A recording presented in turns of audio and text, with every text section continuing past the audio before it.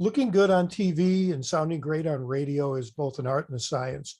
There are technical aspects, but there are also issues of preparedness and nimbleness under pressure. You're going to have limited time to get across a few very important messages. And you may be competing for precious time with an opponent and an interviewer.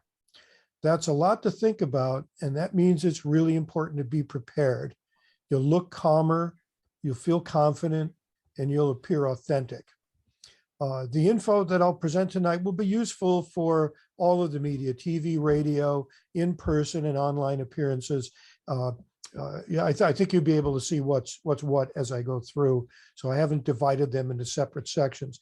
And then I also have links to that we'll send out afterwards in the follow-up emails, where I'll point you to some other resources that you can go look at and get a little more detail on some of the things that we will cover here. So let me share the screen. Okay, so first, when you're considering being in the media, I think the first question that should come up is, should you do it? And I'm serious about this. You need to ask questions. Will you game from it? Is the interviewer known for fair questions or for manipulating what you said? Do circumstances lead you to anticipate a setup? Like, for example, if you're going on Fox News, you pretty much know you're not going to be treated well, and they're probably going to try to set you up and monopolize all of the conversation. So you may want to decide whether or not you want to do it. I will point out that the Fox affiliate stations, in most cases, are independent and not necessarily hanging on, like here in Minnesota, our Minneapolis Fox station is not a hard right-wing station. It turns out to be the ABC station. And so the local affiliates generally are not going to be difficult on you, and many of them are not, don't subscribe to the national Fox News way of doing things.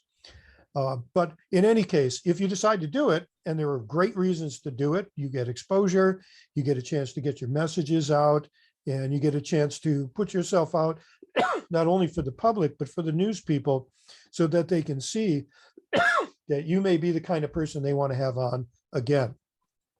If you do decide one way or the other, don't waffle, make a decision, and let the media outlet know immediately or within 24 hours. You can even ask them, when do you need to know, if you're unsure? But don't not get back to them. It's pretty important, especially if you expect to get media time in the future. If you say yes, provide a bio that they can use to introduce you. And the more prepared and easier you are to work with will make it more likely you'll have access to that media outlet in the future. The next big subject I want to talk about is framing, and we're not going to talk about it a lot. It's just a big thing. Those of you who've been to our webinars before or to our workshops know that what we normally do 99% of the time is talk about framing and messaging. It's something that we liberals don't really do all that well. And it's something that needs to happen nationwide. I don't see it coming from the national party. So this is something that basically it's using science and what we know about the way people think and make decisions and build their brains with what they believe is something that really matters when you're making a message. And there's a relatively small number of people compared to the great bulk of Democrats who get this skill. And so we do that kind of training. In fact, next in May, we'll be speaking to all the state Democratic Party chairs in Seattle about this. And we've done that before. So we're getting some traction on that. Okay. So the bottom line on this is if your message is poorly crafted, it doesn't matter how good you look. The best way to craft winning messages is by learning the skill of framing. And we will have workshops coming up. These Monday night webinars, we do a lot of framing in there. Okay, so let's go to this slide here. Okay, so you got this interview because you are an expert or you have standing to talk about the subject. What I mean is if they're looking for something about, if the issue is healthcare Either you're a candidate and that's something that's important to you, or you're somebody in the healthcare industry or who has some legitimate reason and an expectation of expertise that is germane to the topic at hand. So you're not just, in most cases, just somebody they grabbed off the street. That should make you feel good. Keep your confidence on that. You're also being interviewed for a reason. It's a good idea to know what that is. You can ask the person, if there's a media person from radio or television, they'll be calling you to talk to you about it. You'll speak with a producer and you can ask all sorts of questions. And this is one, what is it we're talking about? How much time will we have? Know the audience. So the particular audience is going to be different if for the extreme examples between MSNBC and Fox News. But you may want to know, is the audience, are you primarily dealing with a particular demographic? Are you on a radio show that deals with senior issues? So make sure you know that. And then you may be able to tailor your remarks for maximum impact. The interview will most likely be limited in scope. And again, ask how much time the interviewer is expecting. That time is likely going to be shared with the interviewer and perhaps another guest. So it's very possible you won't have but a few minutes and they will fly by way faster than you think. So keep that in mind. We'll talk a little bit more about how you prepare for that. But you may want to practice being aware of the time. Actually, good practice is Toastmasters. They do a thing called table topics where you have 2 minutes to say something. You want to do that. You want to have an elevator speech. You want to have short things because your total time in a 10-minute interview might only be 3 minutes if there are other guests, and maybe lucky if it's that. And above all, you don't want the interview to end without making your main points. So think in your head, I want to get these out early. I want to find any excuse I can to make sure I make the 3 main points I want to make. If you have a much longer interview, 5 points maybe.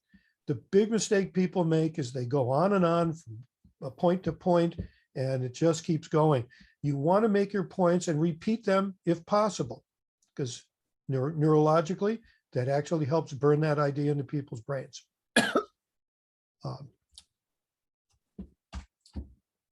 3 main points.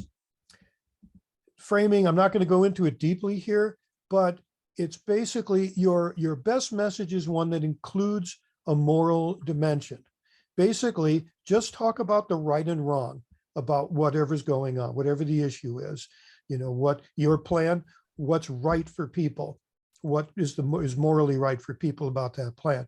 If it's your opponent's plan and it's a bad plan, it might be a good one. Maybe that's cool. But if it's not, say what's wrong about it from a moral dimension. How does this affect real people? Always bring people into your messages. Again, brevity and moral clarity are your best friends. Oh, here we go. Stories, yes. Long ones, no. You don't have time for a long story. If you're going to tell a story, make it a sentence or 2, or as short as you can make it. Don't be a scientist and provide all your data up front. Anybody who's had science training, you start with your history and the methods and your data, and the last thing you do is your conclusion. Flip that around the other way, because you don't have time for details, and details will bore the pants off all sorts of people. Ideally, your well-framed moral message stands on its own, but remember, time's limited. Provide details only when your statement causes an interviewer or the viewers to ask for more. You do not, we'll talk about this and also again, but you are not obligated to answer questions that your opponent puts forth on an interview or even in a debate. Listen to the interviewer.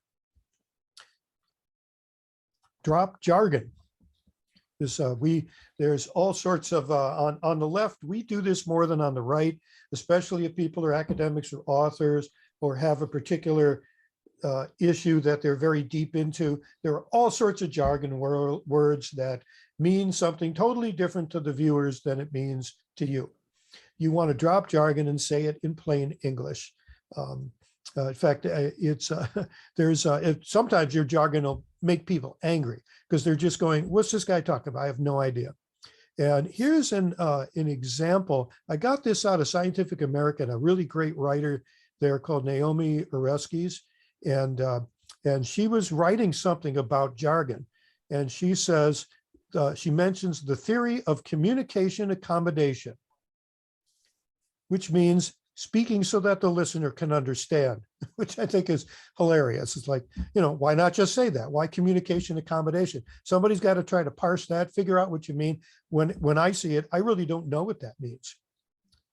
So anyway, jargon is also worse if we see this quite a bit, if you've redefined a word or phrase that already has a widespread understanding, because listeners will hear what they know, not what you said, not what you mean. I don't want to pick on the Democratic Socialists here, but I'm going to, that the word socialist means something to people from the World War II generation. And putting the word democratic in front of it doesn't make any difference neurologically. They hear the word socialist. And so trying to redefine the word socialist by putting Democrat in front of it is not really helping. I think that, the policies are great. I agree with it, but it's not a great way to do it. So, and then get my slide clicking here. This is last but not least, do not repeat your opponent's frames or code words. Whatever message they have, and on the right, they're very good at this. They've got a 40 to 50 year head start on framing on us. They know exactly how these messages are put together, and they've chosen a frame for their message, and they have special words they use. Do not repeat any of these. Don't stay in it. I'll give you the simple example: tax relief. Tax relief is a conservative frame that frames taxes as a burden, when taxes are actually just being responsible and paying for the things we as a society have decided to do. It's a duty. It's a responsibility. So you'll learn more about that in framing training that we do. But whatever you do, never repeat your opponent's message, not even to debunk it. Okay, let's go to, you're going to be on TV, perhaps. There are things you shouldn't wear. This guy wore a striped suit, and unfortunately, because of the way the television, the TV works, you'll get what's called moire patterns. And it's an interference pattern between the lines or stripes or some pattern in your clothing, but also the pattern on a monitor, which is made of pixels. And this is a particularly egregious example, but you can see this all the time. Sometimes it shows up as like rainbow colors like that, or other times parts of somebody's clothing will tend to start moving, or little things that look like they're crawling around on them. So you don't want to wear stripy things or very complex geometric kind of patterns or lines. Also, another one here, don't wear green. Here's one reason why. The Queen wore green, and that just got out on a social media. And the first thing, every video editing program can use a green screen. I'm using a green screen right now.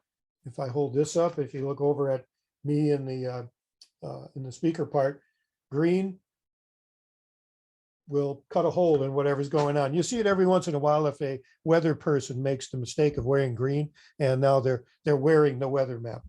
But yeah, you can absolutely bet if you wear green, somebody's going to grab it, and they're going to do something like what they did to the Queen here. So that is a thought. Okay, next one. For some reason my screen is not working right. Okay.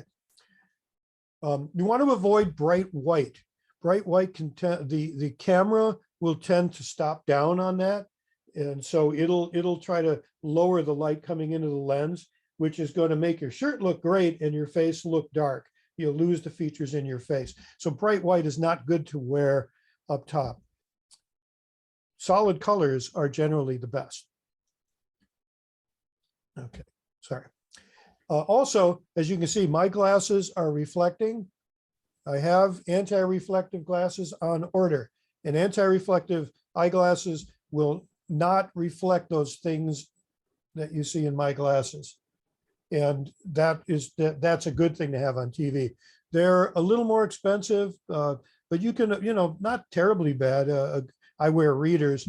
A good pair of readers with anti-reflective coating is going to be 50 or 60 bucks. And Costco apparently has this. What you do not want are blue blocking glasses, because blue blocking glasses will reflect blue light. That's why they block it. So blue blockers are not what you want. There are some anti-reflective coatings that will block a little blue and not reflect blue back at the camera, but you really have to be careful and know that's what you're buying. The sit test. So for women, I'll say here, what looks good standing up might be, let's say, immodest when you sit down. Now, you may think that you're only going to get a camera angle head on from the desk up, but a lot of times a television studio is going to make an establishing shot, which means they're going to pull the camera back and show everybody at the table, in which case now people can see under the table. So you want to do the sit test. And men, if your jacket bunches up at the shoulders, which happens quite often, you'll see that people's jackets will come up. You want to pull your jacket down and sit on it. And that'll pull your shoulders down so that they're not sticking up and making you look like you're 12 and you're wearing your bigger brother's suit jacket. You probably want to wear more conservative clothing, not conservative like the political, but just things that aren't, you don't want your clothing to compete with your face. So think about what you're wearing and just have it be tasteful. Solid colors are good unless it's green. In fact, I might also caution against blue or any blue-green color, again, for the same chroma keying reason. And but stuff that's going to look good, but not compete with you. And then think about the microphone locations. We'll talk a little bit about this later when we talk about microphones, but you will, if you're on TV, you'll most likely have a small lapel mic that'll fit onto your shirt. We'll have a picture of it later. Be aware that the wire for this goes down inside your clothing around to the back, and somewhere on the back of you, there will be a belt pack that the mic plugs into. That's the wireless transmitter. You may want to get to the studio early and make sure you get the mic on early, because otherwise, in some cases for women especially, it may not be easy to get this thing under your clothes. And if it is, you want to do it yourself and not somebody else. So make sure you have time for that. So, okay, next. Find your good side. Now, I'm a person who doesn't have a good side, but some people have at least one, and a few very fortunate people have two. Stand in front of a mirror and look one way, look the other, or use your phone and take pictures and see what you look like. Then show them to your friends and ask them what they think, which one they think is your good side. Know what that side is. And then if you can, you don't have to be obvious about it, but you can, as you're talking to an interviewer or on television, just turn slightly to one side. Don't slouch over. That's should be pretty obvious, but some people will do that. Nix the double chin. Now, a lot of people don't know how to do this, but there are a couple of things you can do. One is you can ask if the camera can be placed higher. You probably won't have that ability at a television station. You might at a smaller maybe a internet media, but putting the camera a little bit higher will force you to look up, which will stretch your double chin out. And the other thing on a double chin is you can lean into the camera and push your head out a bit. Now, it may feel weird to be doing that, but on camera, it doesn't look completely wrong. Your face will look a little bigger, but by doing that, you're stretching out the double chin. You can also turn, if you're turning to your good side, you also will have some definition in your jawline, and that's good too. Make faces. Go stand in front of a mirror and start making faces. Just see what kind of things happen in your face. See what parts of your face move. Also, ask those closest to you what kind of weird things you do with your face. Some people do weird things. So you want to ask them about that and say, is there anything I'm doing that's distracting? Because the one thing that'll happen if you're on the media and you're doing something that's distracting, that's what people are going to focus on. I'll guarantee you. And last but not least, look happy. Look like you're happy to be there, that you're a generally happy and calm and confident person. And that you can practice doing too. You can do that in front of a mirror, and that will come across. The other thing that will come across if you don't do that, or if you're anxious or you're not sure what's happening, all of that stuff will come across on the camera, especially nowadays with high definition. It's not as easy to hide as it used to be. Okay, let's go to the next one here. Slides, hello. Okay, why are my slides not working? I hate when that happens. Is there, while he's doing that, are there any questions so far on what George has talked about? There we go. Okay. I'm back, I think. Okay. A couple of more tips about how to look on camera. And this is more for still photography, portrait photography, but I think this also works on television, and you can practice this. It's called the squinch, and there's a photographer, Peter Hurley, who he came up with this idea, and it actually works. And now all portrait photographers use it. It's called the squinch. Not squinting, not pulling a Clint Eastwood where you can't see your eyes at all, but just taking the lower eyelids up. And you can practice this in front of a mirror again. Just bring the lower eyelids up. You don't have to move the top ones down, just a little bit. And it makes you look calmer. It makes you look more confident, more, I don't know, solid. It's something to think about. And it may not be all that hard. Once you get to learn how to do it and practice it a little bit, you'll get it. It has an advantage also in that the studio lights can be very bright in the television studio. Luckily, they're not so hot anymore. People used to just like get suntan if they were on camera.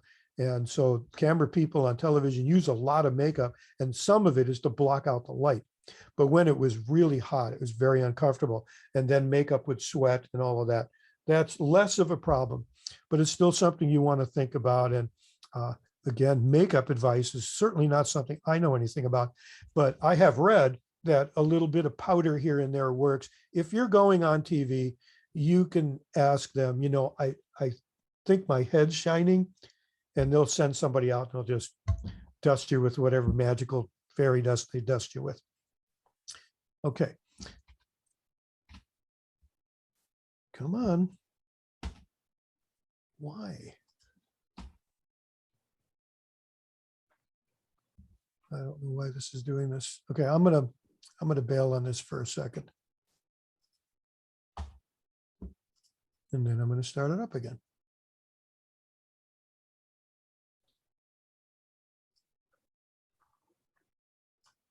Technical problems. Okay, let's see if this works. The squinch. Come on.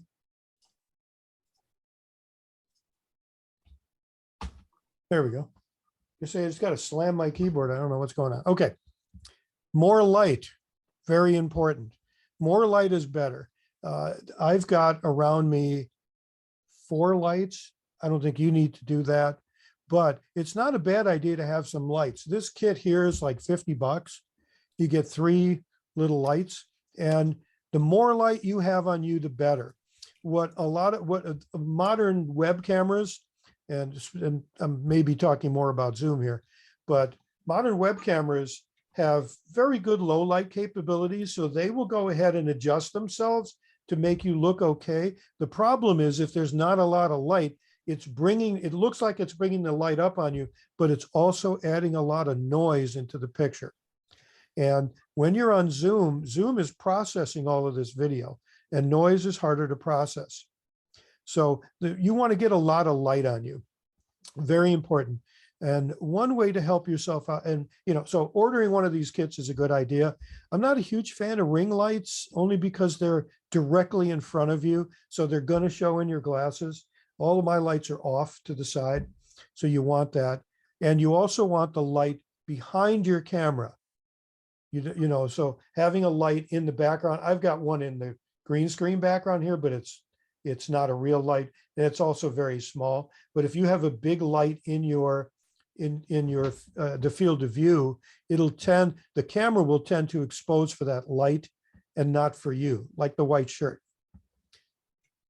Okay, let's see if we can make this thing work again here. Here we go.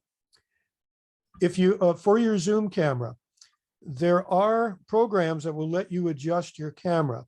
Now, I find on Logitech cameras, they're actually pretty nice cameras, and they come with a very nice adjustment. This is from the Logitech one. And you can play around with these a bit, but learn how to use this. I'm not going to go into depth about how to do it, but you can do that. If you don't have a Logitech camera, and we'll have this in the links in the follow-up email, there's a program called AMCAP, and now Microsoft has bought it, and so there may be some Microsoft camera control, but I think you have to go hunt for that. So I'll get that. But otherwise, if you have a webcam, it might have come with adjustment software, very possibly, and it may not have been in the box, but you may have to go to their website to download it. Okay. And I'm going to do 2 more slides, and then I'll open up for questions here. Beware of getting too close to the camera, or your nose will end up looking like a Labrador's. I mean, this poor guy he's very excited to be on his Zoom, but he's way too close to the camera. So think about that, and moving on with other things like that. Here's a screen, and don't judge my artistic ability. It's not very good, but if you want to look good on Zoom, these are common mistakes I see. A lot of times the follow the bouncing ball up there, somebody's head very small right at the bottom of the screen. Not good. Some people just have their nose up there like the Kilroy. Some people are way too close to the camera for a nasal inspection. If you have a very bright window behind you, then the camera again is going to adjust for that window, and you're going to look like you're in witness protection. And again, having a lamp in the picture is not helpful. In the middle, look at what we've got there. If you draw a line through the center of the picture, you want to try to put your head up above that line as much as you can. Make yourself bigger. So kind of like the way I am in here is good. People get to see you, but you're more at the top of the screen. And I see people turning their cameras off and doing this. That's good. That's good. Keep doing it. So, okay, I'm going to break for a minute here and see if there's any questions people have. So George, I have a question. Yeah, Joel. Hi. What else would you say about the Zoom environment in terms of backgrounds, perhaps, for example, or other distracting things that people may throw into a Zoom shot? Yeah, I would say make sure the dog is not in the room unless your dog is a very good doggo indeed. I see more problem with cats walking by the keyboard. Cats like to be on Zoom. No one knows why. So yeah, have the cats leave the room too. But the other thing is, yeah, pay attention to your background. I'm using a green screen background because my office is a mess, and this gives me some consistency, and I don't have to clean all the time. But if you're going to use one, for example, the one I have here, there is a light over on one side. that's shining on the wall. Notice there's also a light on this side of my head. That's not coming from the light in the picture. It's coming from a light here. That's a little trick you can use to make it appear like you're actually in that room, because the light source, if it's light falling here, that would be logical if it's coming from here. So you can do little tricks like that. A big thing is being able to adjust your camera. So for example, I will make some camera adjustments here. This is way too bright. Now you're starting to see my green screen. It is. Sorry, Linda. I didn't mean to frighten you. But having those adjustments is helpful. And another thing, white balance is something that happens all the time. Most of your cameras are pretty good about being automatic, but it turns out that daylight is bluer and indoor light is, or incandescent light tends to be warm. So you may end up bluer on the blue side of things, or a little bit too red. You don't want that. So you want to be in the middle. There may be only so much I can get out of mine because I was in Arizona last week soaking up the sun. So got a little tan. Otherwise on Zoom, I highly recommend, we're all on Zoom all the time now. You can, if you want to throw some bucks at it, get a nice microphone, and a small either USB interface or which you can get for $100 for a high quality one, or a small mixer, audio mixer. And that's more technical, but then you can get a nice microphone. I'm using this is an $800 mic, not like I paid $800 for it. I got it used, but it's it's a very nice microphone, but you'll sound better. And if you're doing an interview for television or radio and you have one of these, that'll help a lot. So that's a thought. There's probably more, but I should ask if there's another question.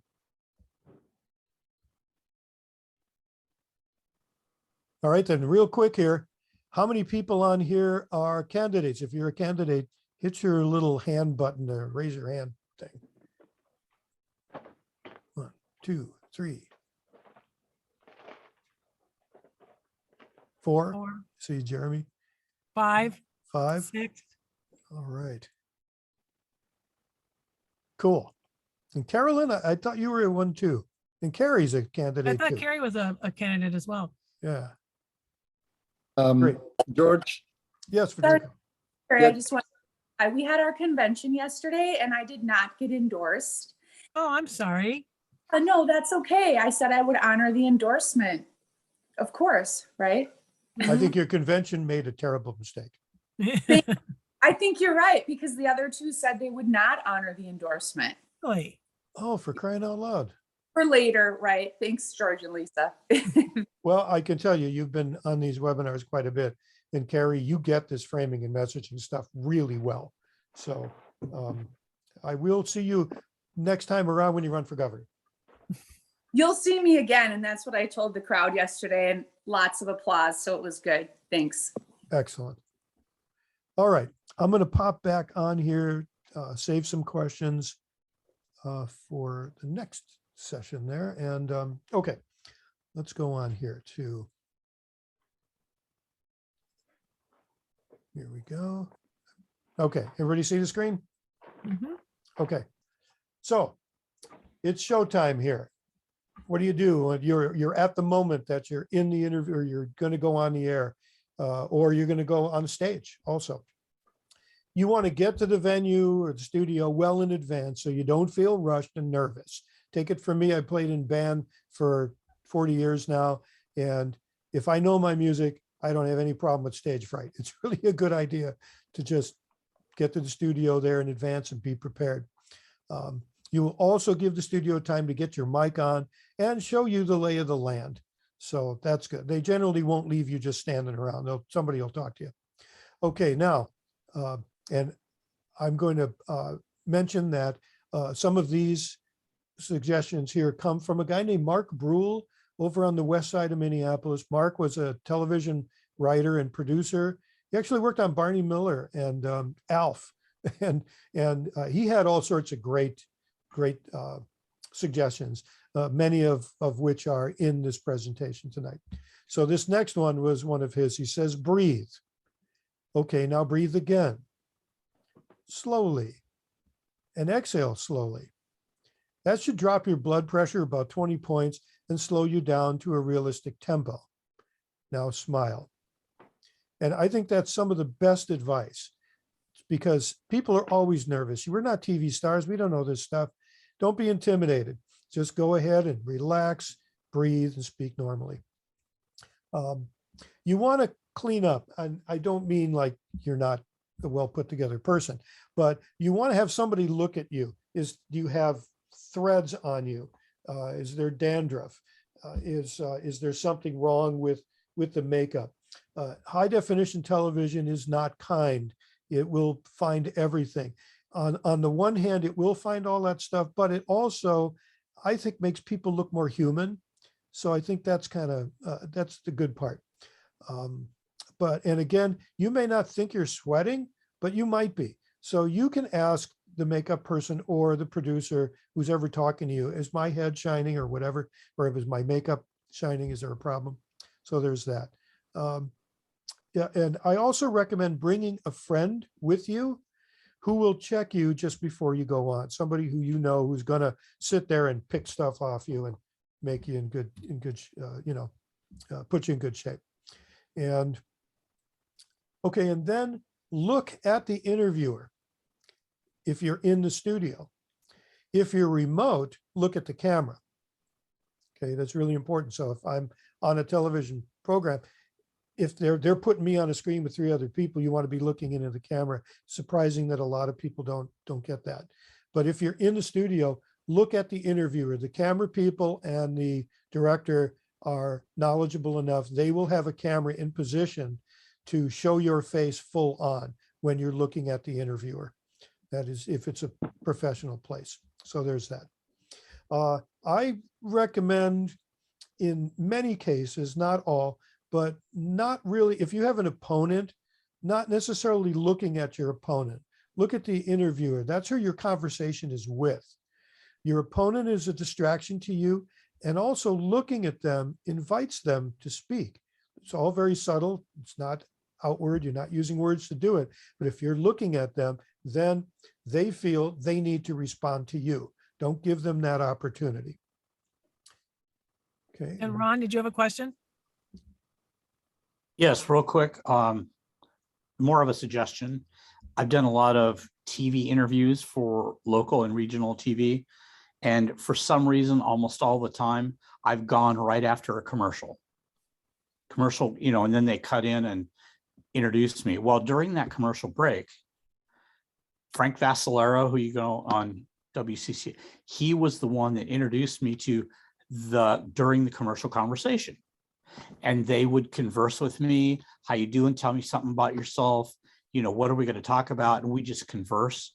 And he's cool and I'm cool and Amelia's cool and whoever it is. And then we go right into okay, we're going to be done in 5 seconds. And then you just kind of flowing actually from a comfortable place to another comfortable place. So when that doesn't happen, I start a conversation with the interviewer or interviewers to recreate that moment. And 100% of the time it works out really well. So FYI. That's a good point, Ron. I know, like when George and I are doing workshops or I'm doing a presentation or whatever, I always talk to the people in the room first. I try to get there early and just start chatting with people, because then I feel so much more comfortable when it's my turn to go up on the stage and start talking. So I think that, yeah, creating that comfort zone for yourself is really important. And in professional media, the interviewers, the anchors, or the radio host, they do this every day. They've met every kind of person there is. There's nothing that you're going to do that they haven't seen before. And there's nothing you're going to do that they probably don't have a solution for to help you out. Well, there's one more thing too.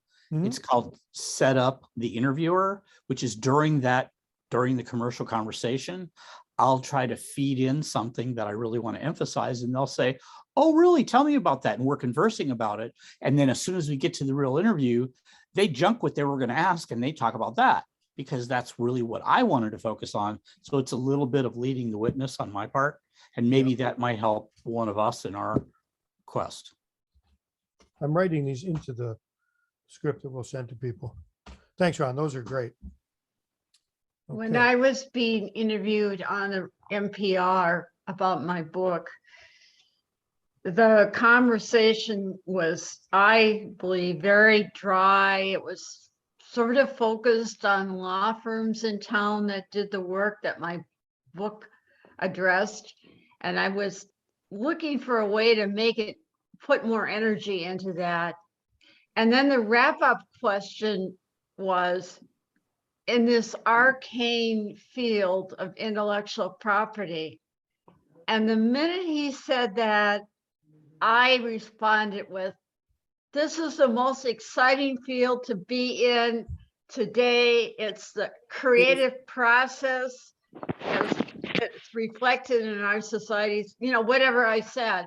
But I was so lucky I sparked off of that, because it made the whole tone of the interview come alive. There you go. You do have the opportunity to steer that interview, especially if you arrive early. But yeah, by what you say outside the interview and how you come across, you can set the tone of the interview with how you come on first. So thanks, Linda. That's great. Okay, let's pop to this next one. This actually, this GIF is not GIFing here, but in this, what is happening is both Trump and Hillary are nodding their heads like this. And a lot of people just do that all the time. I violate this rule all the time. The problem with nodding your head all the time makes you look like a chicken. You don't want to do that. It's also distracting. So you may want to practice not doing that. I have a hard time with it, and but maybe other people can learn quickly or better than I can. But that's an idea. I don't know why the GIF was not working out. It was working before. All right. Okay. Remember, we talked about your 3 points. You want to make your points very simply. Really craft those points as messages. Have them have the moral dimension. Have to talk about the benefit to people or the detriment to people, and make these points simply. Make them early in the interview, because again, I'll guarantee you time is going to go way faster than you think it is. So make sure you got in your head, you want to get those points out as quickly as you can in the interview, just so you don't run out of time. So I say make them simply, and because I'm from Chicago, early and often, like voting in Chicago. And then no matter what you are asked, do not leave that interview without making your points. If that means not answering a question from the interviewer or making a quick nod, yes, yeah, absolutely, Scott, that's right. What's really important is, and then go to what you want to do. People to watch on this are Nancy Pelosi. She's expert at it. Eric Swalwell is really good. Maloney, I forget his first name. Richard Maloney, but another really good example of somebody who knows what to do. Patrick Maloney. Patrick Maloney. Thank you, Teresa. Indeed. And so do that, learn to do that and get that out there. You also want to say only things you'd say in public. It's all on the record. I'll use the same metaphor later, but when you're on the air, consider the airtime as a loaded gun. You're always on the air. If you're in the studio, you're on the air. You're on the record. Don't do asides. Don't talk to the cast or crew about something that you wouldn't otherwise say in public. This is really good. This is actually good practice anytime for anywhere you're at. You generally don't want to do that stuff. We also pointed out to say your conclusion first and put your details later. And I learned this the hard way. I did science or research in psychology in grad school, and you're taught, you have your conclusion last after you've presented all of your evidence. You want to flip that around the other way. You want to put your conclusion first. Then if people want details, they'll ask you, or if you feel the details are very important, then you can bring them up. But always state your conclusion first, mainly so you don't forget about it. and also because that's the most important thing you're saying. So state that first. And then learn to pivot. Again, the people I mentioned, and you'll see others do this. If you don't want to answer the question that was asked, don't answer the question. Go ahead and just pivot. Go to something else. Go to something you want to talk about, especially if it turns out that there's an opponent with you. You are under absolutely no obligation at any point to answer a question from your opponent, especially with Republicans nowadays who now have devolved into whatever it is that they've devolved into. You know, any question they ask you is going to be a setup, a gotcha. You know, maybe if you're on Almanac, you might be able to have an intelligent conversation, but for the most part, you know, you want to pivot away from that. When you pivot, you can say things like, that's a good question. You know, what I think is really important is, and then go on. Or you can say, let's not forget that, and then come up with your point. Or, well, Scott, the bottom line is, and then you go on with that. Those are nice, easy ways to pivot without seeming like you're slamming the interviewer or anyone else. Also, don't get that official, I'm public speaking now voice. There are a lot of people will just go into that. Oh my gosh, I'm public speaking. I now have to sound different than I do every day. Practice not doing that. Just be yourself. If you are yourself and you feel relaxed and confident, and you just speak like you normally do, you're going to come across as authentic. You know, I wasn't going to give this example, but I'm going to give it. Did anybody, when Debbie Wasserman Schultz was the chair of the DNC, that if you saw her on TV, she was terrible at this. She was so nervous about being on TV. She just memorized the things she was going to say. And when she said them, she ran out of things to say. She'd just go back and say them again. Now, there's something to be said for repetition, but it was so obvious that she wasn't having a conversation. She was making a speech. So think about that. Okay, and then there is no equal time rule. There used to be, but there's not anymore. And there's certainly in an interview, there's no equal time, meaning you and your opponent may very well be fighting for the time, and your opponent on a lot of the very skilled speakers on the right are people who can do all sorts of interesting tricks. One's called the Gish Gallop, which is the person just starts talking, doesn't stop, and makes point after point after point after point after point. The idea is to completely confuse the audience, make people not understand what's being said at all, and to put you off your game because you don't know what to respond to, and you shouldn't be responding anyway. But there are people who will do that. So you know, remember, there's no equal time. Somebody may be trying to take that time. So that means when you get the time, if they're doing that to you, when you get the time, don't stop talking. If your opponent starts talking over you, don't start talking. The camera people have the camera on you. And if the other person starts talking and you stop, they switch cameras. So don't stop talking, just keep going, and you will keep the camera on you. We kind of just said this, oops, sorry, wrong one. Don't take the bait. We go over this much more in our framing training, but a lot of conservative messages are designed to change the frame, get people talking about something else, blame you, anything but what's really going on. The perfect example is voter fraud. I looked it up. There's generally, on average, 2 cases of proven voter fraud nationally in the US each election cycle. There are millions of people who are being disenfranchised right now. The reason they talk about voter fraud is so that they take up airtime that keeps you from talking about voter suppression or disenfranchisement. So keep that in mind too. Don't take the bait. Just because your opponent says something does not mean you have to respond to it. The interviewer is the arbiter of that. The interviewer can say, well, you know, that's an interesting question your opponent has. Would you like to answer that? And you can say, no. Or if you feel like you want to answer it, go ahead. Just know, you know, make sure you know, stay in your frame. Or you would change the subject and go and say, there's no voter fraud, but there are millions of people being disenfranchised. So you go back to your message. And I would even say, don't say there's no voter fraud. Just say, That's right. there are millions of people being disenfranchised in this country. And he's worried about that. Now, I use the word that and not voter fraud because you don't want to repeat your opponent's messages. Okay. Now, we're kind of switching to some of the tough stuff here. So let's, a couple of other things on that. Nope, I'm sorry. I covered that. Let's go to the next one. What do we do in time? Okay.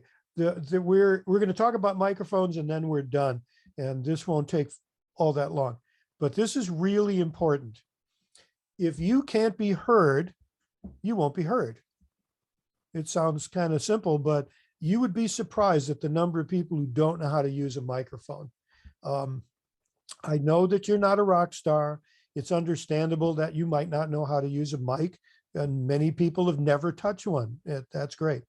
However, your primary goal is to communicate, so this is a skill you must have.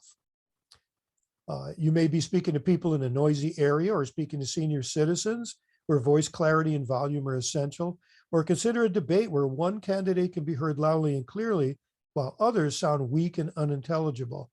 If you learn to use a microphone properly, you will be heard and you will be listened to. Okay, so nothing improves your microphone skill more than actually using a microphone.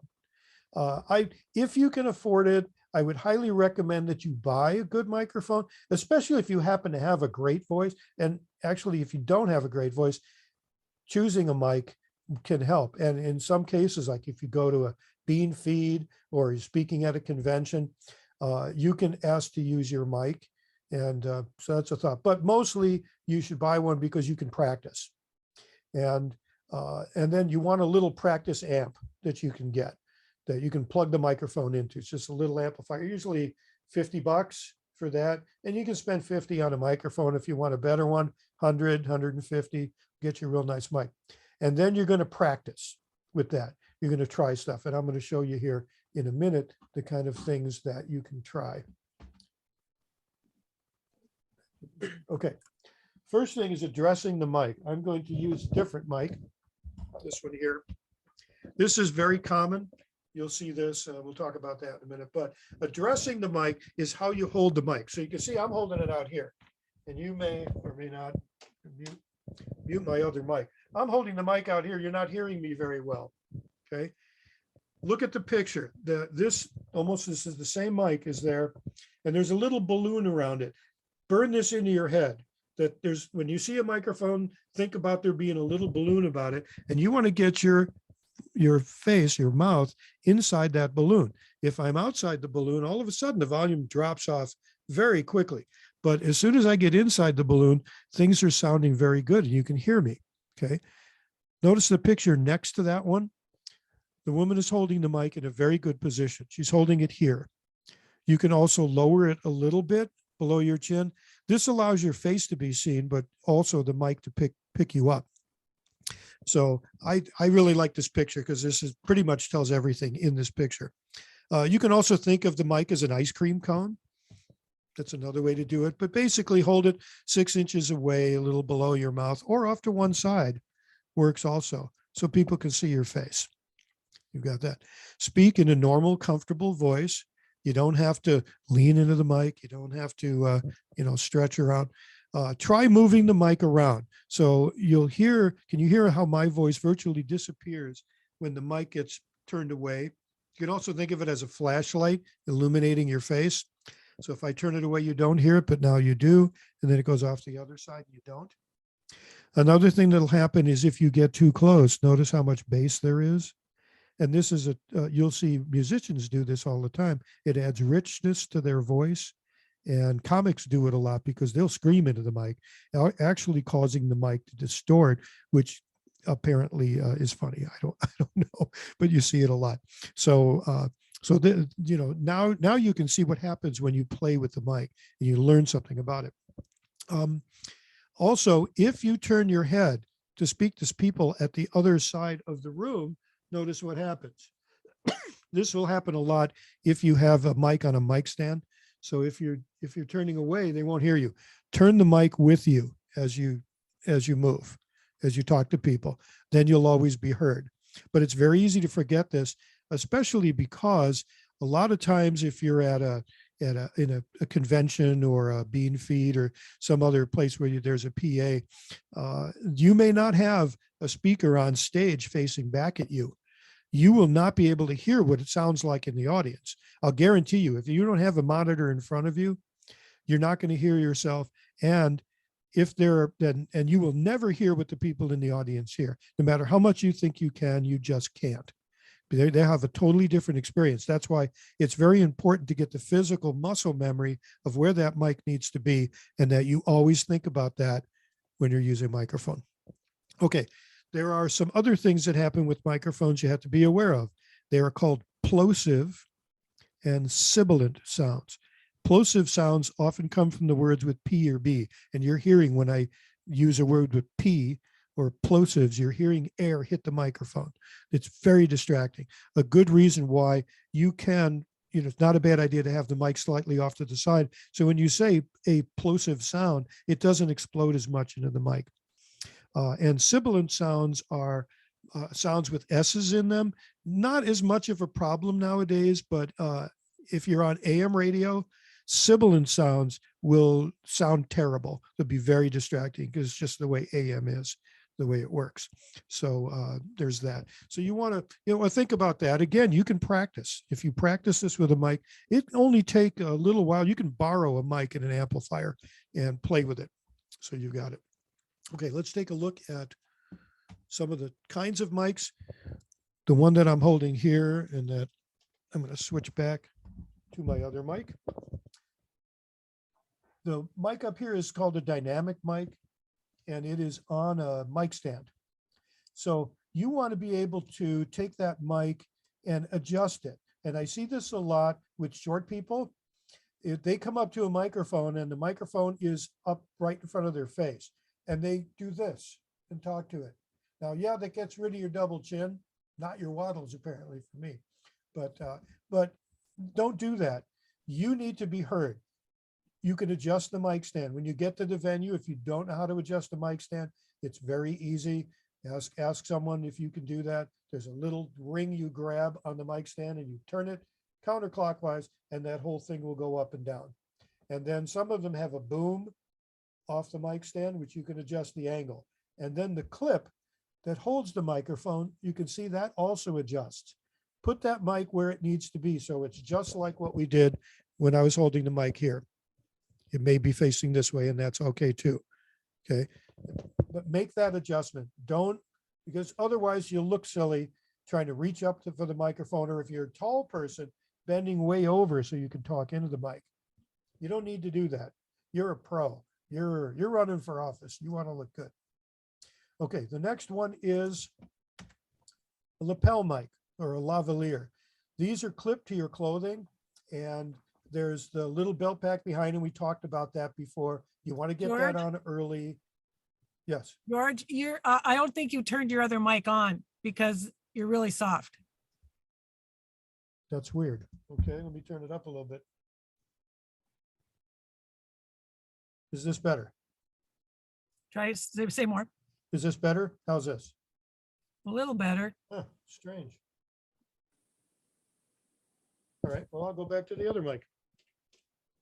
Here we go. All right, so the lavalier mic, usually if you go to a television studio, these are used in television and generally not so much in radio. But in television, somebody at the studio will put this on you and put or tell you where to put it on your clothing, and where it is on this person is about right. Now you would say that violates the rule. Like, listen, what happens to this mic when I put it down here? You don't hear it. Those lavalier mics are specially designed to be just fine being on your lapel. They will pick you up. So the good thing is you don't have to worry about much here at all. And the next one is a lectern mic. So a lectern mic looks just like that. You've seen these, you see them in churches, you see them in ballrooms and such. And it's the same thing here as with the dynamic mic on a mic stand. You can reach over and you can grab this and pull it and make it face you more. The very top bend there is a gooseneck. So that bends, and then down farther by the base, that's also a gooseneck, and that bends. So you can adjust the mic. These mics are also very sensitive, so they will pick up from farther away. So it's okay if that, well, sideways here. It's okay if that mic is out here somewhere. It's still going to get you. I don't know if you heard that, but if it's out there, it's still going to pick you up. Particular kind of mic made for that purpose. And in a studio mic, luckily, if you're going to a radio studio, they know exactly where that mic should be. They put the chair right in front of it. You don't have to touch it or mess with it. They're very expensive mics. They're very nice mics. You'll sound probably the best you'll ever sound on those studio mics. You see there's a piece of foam around it, or you'll see a round disc that is a windscreen. And supposedly these stop the plosive sounds and all that, but in most cases, they really don't do a great job. What they do a great job of is keeping you from spitting on a $10,000 microphone. So that's okay. Now, I'm going to give this caution. Every microphone is like a loaded gun. Microphones are always on. Repeat after me. Microphones are always on. Don't make the mistake of thinking somebody turned the mic off, or worse, you forget and you don't give the wireless mic back to the studio person right away. To show you what can happen if you don't do this, millionaire Robert Durst was convicted when he was being interviewed by some guys for a film, and he went into the bathroom and he goes, "I murdered them all." And he said a bunch of other stuff. He basically admitted to the murder, and that's really helped convict him. My prime directive for this is never say anything compromising within a quarter mile of a television studio, because within a quarter mile, for sure, even if you forgot and absconded with the wireless mic, it won't travel that far. But just be very careful about it. Mics are always hot. They're always open. People are going to hear what you say, and you don't want that. Okay. And last, the sound check. When you're at a venue, the tech may ask for a sound check. My advice is to get there early and find the tech and introduce yourself and say, I just want to make sure I sound right. Let me know when you'd like to do a sound check. I'm ready anytime. They'll probably fall over because no one ever asks them that, but they will then probably spend a few minutes with you either right then or shortly thereafter, and they'll make sure you sound really good. And then everyone else will be adjusted to your volume level, but you're going to sound good. So I think that's pretty important. When you're doing a sound check, they'll ask you to speak in a normal voice, saying normal words in a normal way, and then keep speaking until they tell you to stop. Because what usually happens at sound checks is the person goes, "Okay, Bob, we need to check your mic. Okay, testing 1, 2, 3. Did not give the sound tech enough time to even grab the knob to make any adjustments. So just keep talking until they tell you to stop, and just keep it going. Don't put a lot of pauses in. That allows them to make the adjustment just right. So, and then also, again, have your own tech, your own person who is in the crowd, or it in general is not a problem in a studio. So in a crowd or a live event, have them there who can tell, so they'll tell you whether you're heard or not. And if the tech isn't adjusting the sound properly, you can go this, have them do this, which means you may want to get closer to the mic and speak into it, or this, you're too close, you're too loud.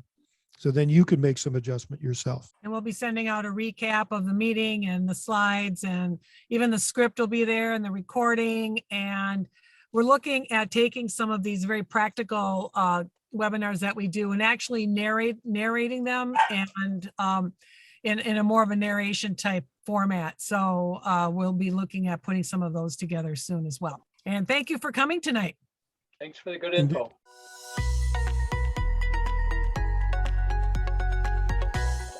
connectionslab.org.